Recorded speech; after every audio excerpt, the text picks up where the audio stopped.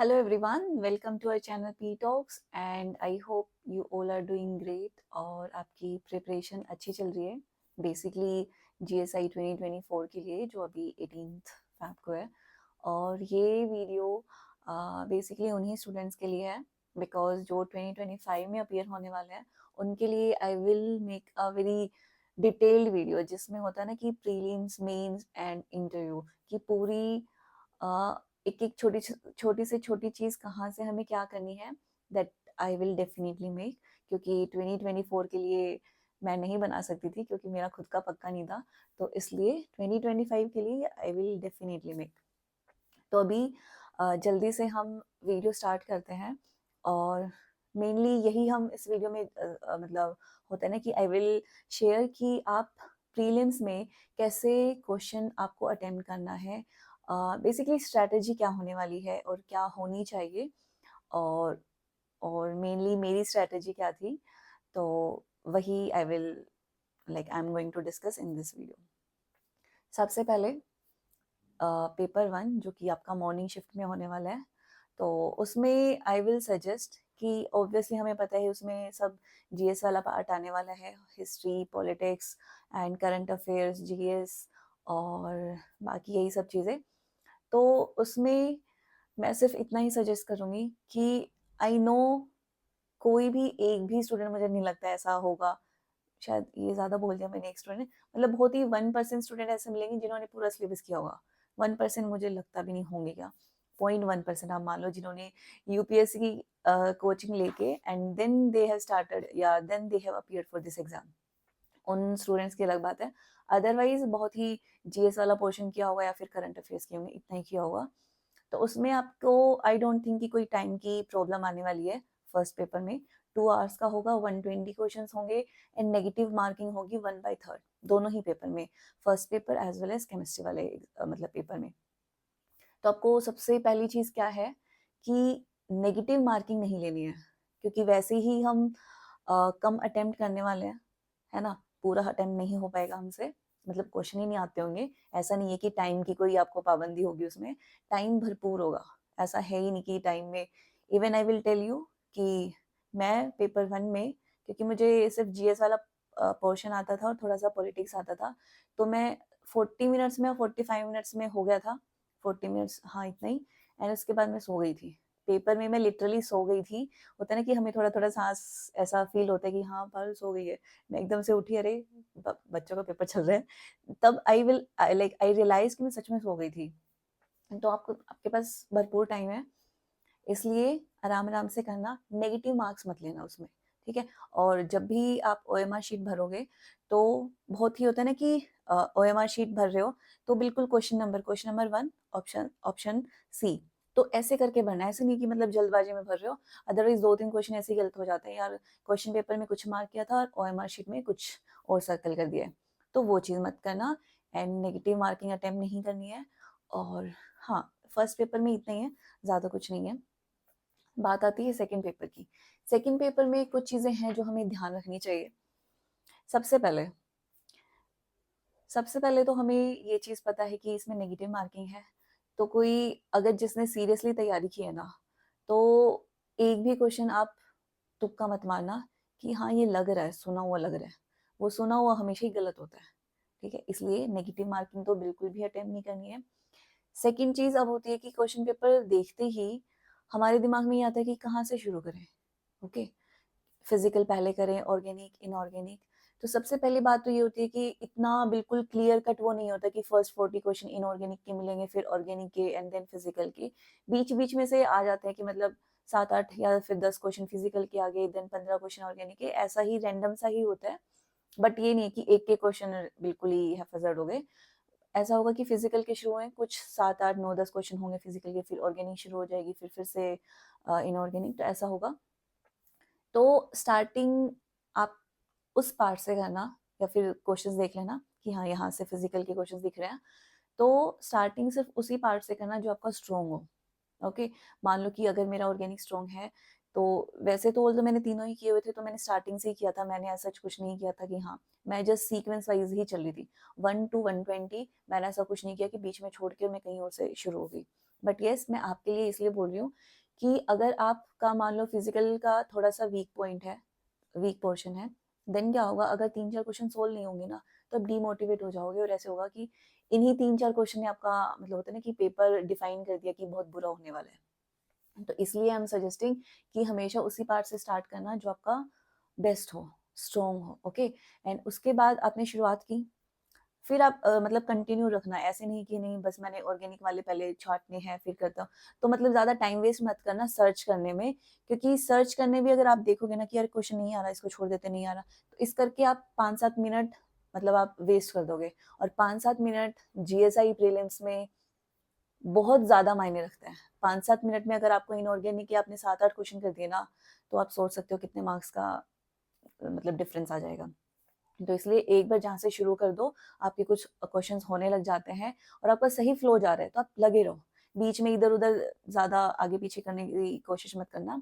हाँ, देखना कब है, अगर आपसे ऐसा हो कि नहीं क्वेश्चंस हो नहीं रहे हैं, कहीं पे भी आके आप अटक गए हो, 4-5 क्वेश्चन आपको लगातार नहीं आ रहे हैं, तो डीमोटिवेट नहीं होना, उसी टाइम वहीं पे छोड़ो उसको एंड देन सर्च कि हाँ फिर से मैं ऑर्गेनिक वाले पे जाऊं या फिर इनऑर्गेनिक वाला देख लेते हैं, वो भी इजी पोर्शन आता है। देन आप थोड़ा सा एक बार शांत होके कि कोई बात नहीं है, सिर्फ 4-5 क्वेश्चन से मेरा सिलेक्शन नहीं रुकने वाला, ठीक है, क्योंकि 120 तो कोई अटेम्प्ट ही नहीं कर पाता। मैंने भी 106 107 इतना ही अटेम्प्ट किया था, तो पूरा तो कोई नहीं कर पाता। इसलिए आप थोड़ा सा ब्रेक लेना, जस्ट 5 सेकेंड 10 सेकेंड, कोई बात नहीं, फिर से शुरू करते हैं और कहीं और से शुरू करना, ओके। देन इसके बाद है आपको टाइम बहुत ही होता है ना कि सबसे इम्पोर्टेंट टाइम है प्रीलिम्स में, बिकॉज 2 आवर्स 120 क्वेश्चन, जिसमें आपको फिजिकल के न्यूमेरिकल्स भी मिलने वाले हैं, ओके। और 1 मिनट में एक न्यूमेरिकल करना, एक क्वेश्चन करना is difficult, you know that. तो इसलिए हमें क्या है, जो इनऑर्गेनिक होता है ना कि एक स्टेटमेंट पढ़ी और हमें आंसर आ गया, तो वो हमारा 15 सेकेंड 20 सेकेंड में हो सकता है, तो वो वहाँ पे टाइम हमें थोड़ा सा मैनेज करना है। दूसरी बात कि जब आप न्यूमेरिकल सोल्व करोगे ना, तो कभी कभी हम क्या करते हैं, लंबा सा क्वेश्चन देखा कि मतलब 5 या 6 लाइन का स्टेटमेंट का एक क्वेश्चन है, तो हम वो उसकी लेंथ देख के ही क्वेश्चन छोड़ देते हैं। और कभी कभी होता है ऐसे, जो जितना लंबा क्वेश्चन होता है ना, उतना छोटा उसकी कैलकुलेशन होती है और जस्ट एक फॉर्मूला लगना होता है, 2 लाइन में वो क्वेश्चन सोल्व हो जाता है। तो इसलिए जस्ट लेंथ के बेसिस पे बिना पढ़े आप क्वेश्चन स्किप मत करना, बिकॉज इजी क्वेश्चन अदरवाइज आप लूज कर दोगे। तो इसलिए एक बार पढ़ना, अगर नहीं आता है, मतलब होता है ना कि नहीं आ रहा समझ में, देन न्यूमेरिकल में आई विल सजेस्ट कि क्या करना है आपको। फर्स्ट थिंग इज कि मान लो कोई भी क्वेश्चन है, जो ये होता है CP is equal to, sorry, CP by delta T is equal to delta H, right. तो उसमें क्या होगा कि हमें T2 T1 दिया होगा, CP of product CP of reactants दी होगी, तो हमें वो स्टेटमेंट से समझ नहीं आएगा। बट आप करना T1 is equal to this, T2 is equal to this, CP of products मतलब कैलकुलेट करना है हमें, रिएक्टेंट्स का सबका दिया हुआ है, प्रोडक्ट्स का सबका दिया हुआ है। देन हमें एंथैल्पी चेंज पूछा हुआ है। अगर उसने स्टेटमेंट वाला देखोगे तो आपको समझ नहीं आएगा, बट अगर आप ऐसे लिखोगे ना T1 T2 है, सीपी है, तो डेल्टा एच वाला यार एक ही फॉर्मूला लगता है, तो फटाक से आपको मतलब वो होता है ना कि फॉर्मूला दिमाग में आ जाएगा।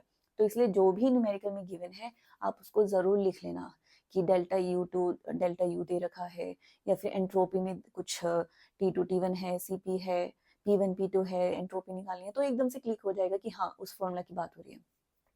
देन ये चीज़ है, फॉर्मूला दिमाग में आ गया। उसके बाद क्या सोचना है कि न्यूमेरिकल्स में हमें यूनिट्स का बहुत बहुत ही ज़्यादा ध्यान देना है। बहुत ही सिंपल यूनिट्स मिलेंगी, कोई आंसर आपको सेंटीमीटर में मिलेगा, कोई आपको मीटर में मिलेगा, बट वहीं हम गलती कर जाएंगे। तो इसलिए सबसे पहले वो लिखना है आपने कि कौन सा फॉर्मूला। सेकेंड थिंग इज आपने यूनिट्स का बहुत ध्यान देना है। देन आपने यूनिट्स का ध्यान दे लिया, फिर आपको ये भी चेक करना है कि ऑप्शन में किस यूनिट में दिया हो, तो एक बार चारों ऑप्शंस देख लेना। कभी कभी क्या होता है, हम यूनिट का ध्यान नहीं देते और फर्स्ट ही आंसर हमें हमारे वाली यूनिट में दिख जाता है, बट आंसर होता है फोर्थ। तो ऐसा ऑप्शंस जरूर देखना, क्योंकि ऑप्शंस देखने से भी हमें आइडिया हो जाता है अरे हमने यूनिट का ध्यान नहीं दिया है, तो वहां से भी हमें क्लिक हो जाएगा कि एक बार हम यूनिट्स चेक कर लें, ओके। देन इसके बाद है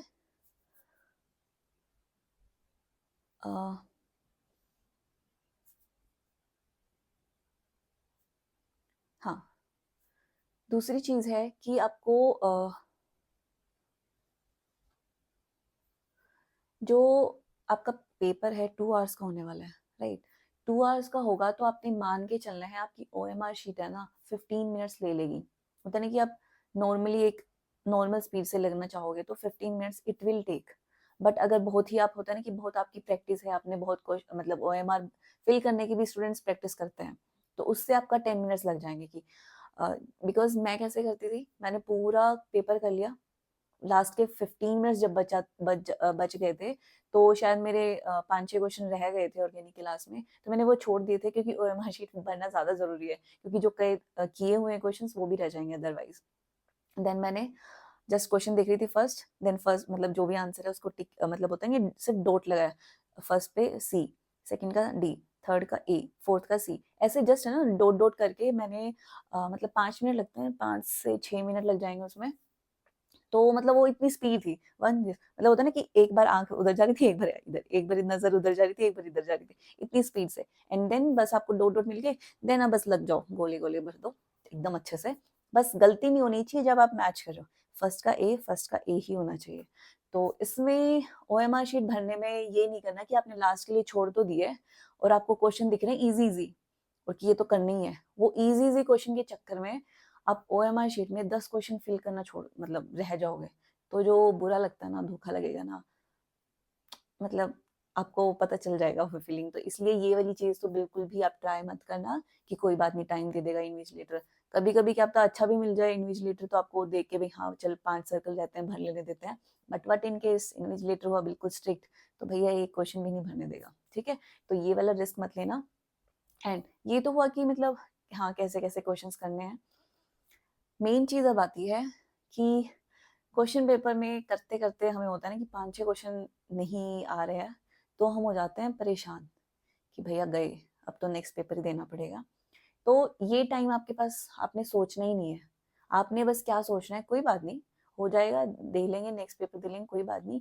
बट आज जो है जितना मुझे मिला है, जितना मैंने पढ़ाई की है, उतना मैंने, अगर 5 क्वेश्चन नहीं हुए, एक और चीज समझ के चलना कि मतलब अगर मेरी सेकंड रैंक है और मैंने 100 506 अटेम्प्ट किए थे, मतलब मैंने 15 क्वेश्चन में से, मुझे आप ये मान सकते हो 7-8 क्वेश्चन ऐसे थे जो मुझे आते थे, बट मैंने क्यों नहीं किए? क्योंकि मेरे पास टाइम नहीं था।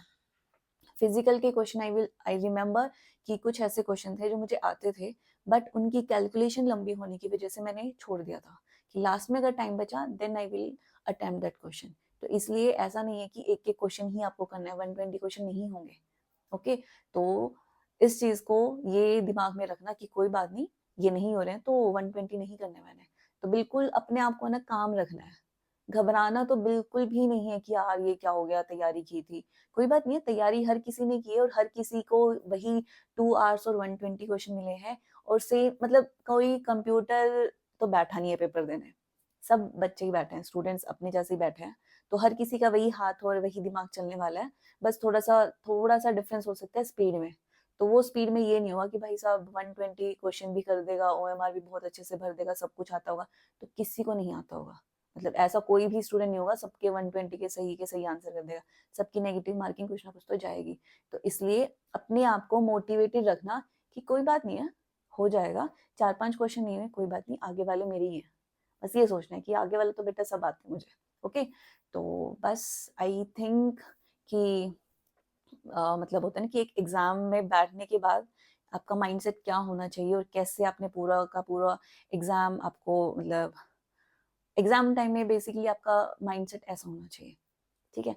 एंड एक और चीज, ओएमआर शीट फिल करने के लिए, जैसे इन्होंने एडमिट कार्ड में अभी आ गए होंगे, आ गए हैं शायद, तो उसमें ब्लैक बॉल पेन लिखा हुआ है।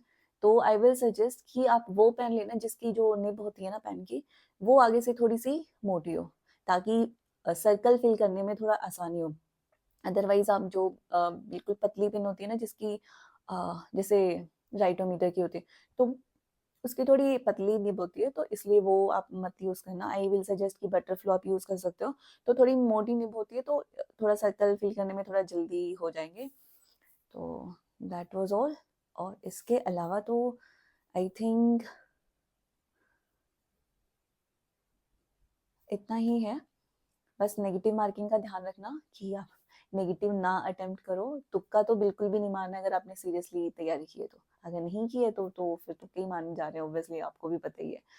तो या, और इसके अलावा आपको थोड़ा बहुत भी कोई डाउट हो तो please let me know, I will try to like help you out. Okay, so tata, bye bye, and all the very best for your prelims.